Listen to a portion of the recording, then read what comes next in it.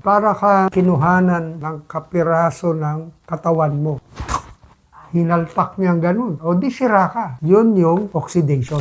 Ang free radical, isa yan substance. Kung isipin mo, parang isang tao na naninira. Paano siya naninira? Ito na nga yung tinatawag na oxidation. Oxidative damage. Yun ang paraan niya na paninira. Ano ba nangyayari dyan sa paninira niyang yan? Para kang kinuhanan ng kapiraso ng katawan mo. Para niyang hinawakan yung daliri mo. Tapos, hinalpak niyang ganun, tanggal, yung daliri, o di sira ka. Yun yung oxidation. Ang antioxidant, ano naman yung ginagawa? Kinokontra niya ito para hindi masyadong malala. Snatcher, kinuha sa'yo yung bag, nagwala ka, kinuha yung bag. Ito ngayon, yung antioxidant, meron siya nung bag. Ibibigay niya dito sa snatcher. O ito na, para hindi ka na manira. So, antioxidant. Binigyan na siya ng kung anong gusto niyang kunin. Hindi na makakapanira to. Hindi na darating yung sakit na